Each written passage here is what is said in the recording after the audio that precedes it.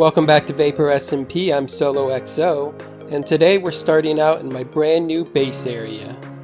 It's just about that time to start slowly moving off of the island, and I have picked the perfect area. And this is it. And as you can see, this is my chair, this is my bed, this is my rock, this is my portal, this is my land, and this is my view. We'll get to know this area a lot better as the series progresses, but today I want to talk about wealth. And I don't mean artificial wealth like these diamonds, which can be created in a lab without being able to discern if they are naturally or lab made. I want to talk about a certain element. An element that has been the symbol of wealth since the beginning of civilization. With all cultures and all time periods, considering this element to be a symbol of true wealth and elegance and power. And it looks pretty cool. It's shiny. Yes, I'm talking about gold. Gold is really valuable in Minecraft. We can make golden apples with it, powered rails. We can even trade it for a whole bunch of blocks from Piglins. So we need gold, and we need lots of it. So the best way to do that is to farm it.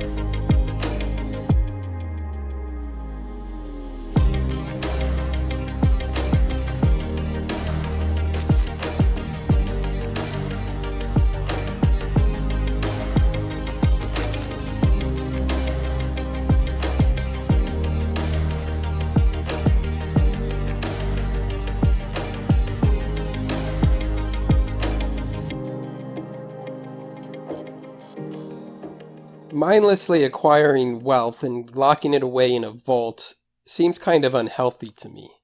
It's unhealthy to our soul, and it can also be unhealthy for the economy. You see, an economy is only as healthy as the wealth that is flowing through it. So if we acquire wealth and lock it away, we're doing nothing for the economy. So how do we do something good for the economy?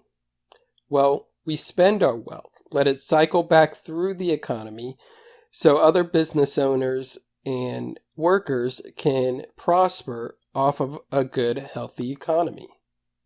So we need somewhere to spend our new acquired wealth.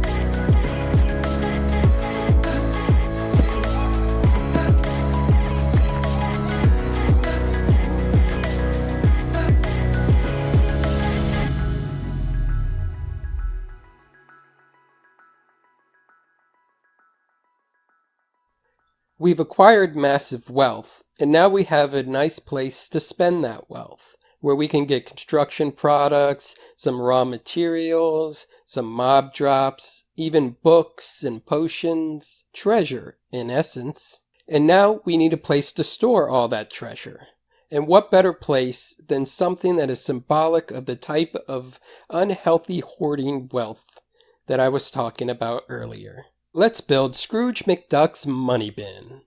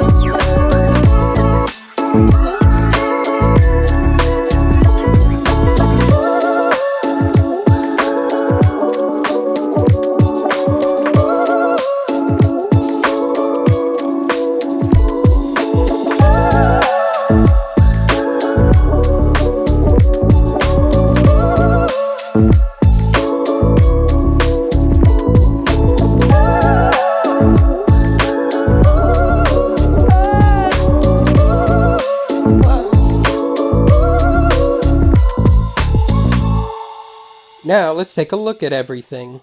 So here we are on the nether roof. That's the portal to my new area. And here's the gold farm. I'm not going to show you too much of it. It's a basic gold farm. Magma block platforms, turtle eggs, trapdoors. Pigmen spawn, run towards the turtle eggs, and fall to their demise onto hoppers. One thing I will show you is this is the sorting system. As you know, we can't use water in the nether. So we have this sorting system. It's basically, I think 5 times hopper speed droppers to control all the drops, with some comparators and some observers and pistons to trigger it to spit out the items into this cobweb that lets them drop here. And then we have honey blocks and slime blocks and a timer back here that cycles through, so they cycle. One interesting thing I had to come up with is I had Piglin spawning on this block right here. So I had to block the spawns here, but still allow the items to be able to slip down onto this block to be pushed by the slime block along the ice into the hoppers here. So I tried a bunch of things. I tried wooden signs, but they still spawned in it. I tried a bell, but items were getting stuck on the lip of it. And then I tried a lantern hanging, and very rarely items were getting stuck on the top lip of it. So I added this conduit here, and that has worked. I haven't seen any items get stuck on it, and no mobs have spawned on it. So very interesting little trick I came up with. If we turn it on right here, we can see the pistons working. and items will land on that chest, get pushed by the honey block, which will land right there, and then the slime block will push it along the ice. Let's see if we can simulate that a little bit here. Can we? No. Well, there we go. There you go. It gets pushed along. All of these hoppers are filled already, and any of the rotten flesh will just slam into that cactus and be deleted. So I AFK'd this a little bit and filled it all the way up. I had it all the way filled up to the last chest here, but I have since emptied 3 rows of it to run this thing. This is our bartering farm.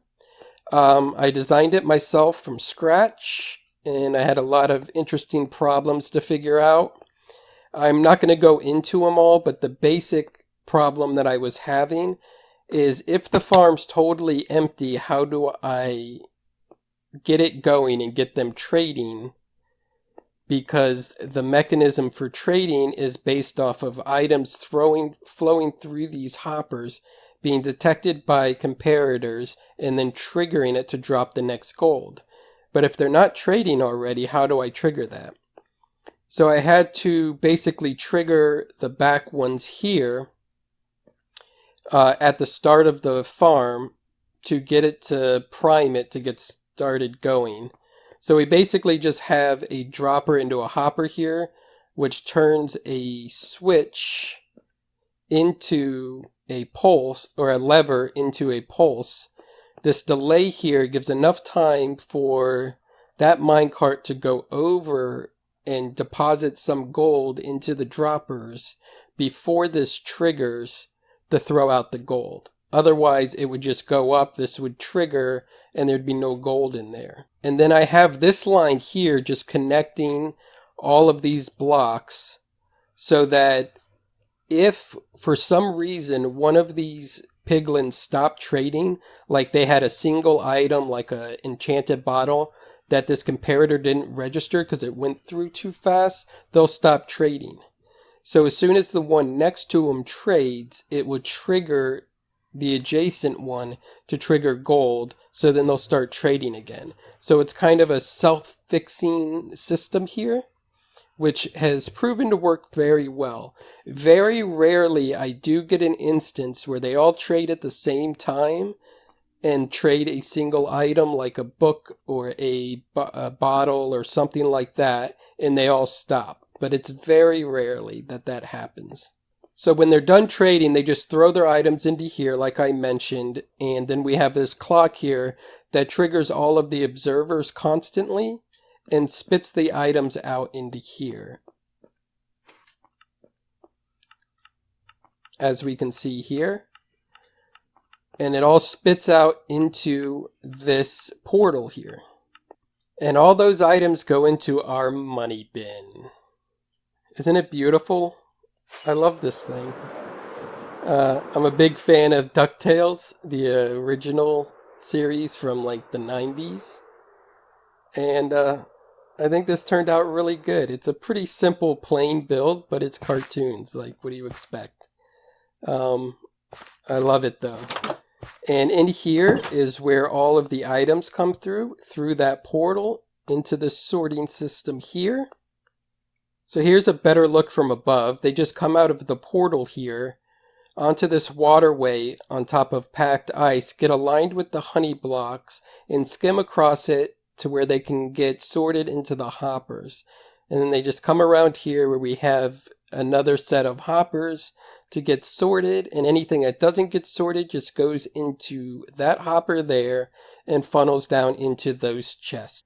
So we're basically sorting 2 filters of each item. So on this side is all blocks, and on this side is everything else, from nether quartz to iron ingots to string, spectral arrows, even fire charges. And then all the non-stackables and ender pearls go into these chests. So here we can basically look at what we want. Say we want to save some splash potions, and we want to save some soul speed books, especially soul seed 3. And say we want to trash all of those. I have a lever here hooked up that is unpowering this hopper so nothing can go through. But if I unpower it, these things will start draining and get thrown away. And I just threw away a book. But as you can see, I filled this up a lot with those 3 columns of gold that we use from the gold farm. And we have gotten a lot of stuff. Like, so much stuff. It's crazy. And that was our combination gold farm and bartering farm. Arguably the most OP combination of farms in this whole game. Which will be, upon the release of the Autocrafter, even more OP. And I can't wait. But I hope you enjoyed this episode. Remember to like, subscribe, comment, tell your friends, tell your enemies, all of that good stuff. And I have nothing else to say. Okay, bye!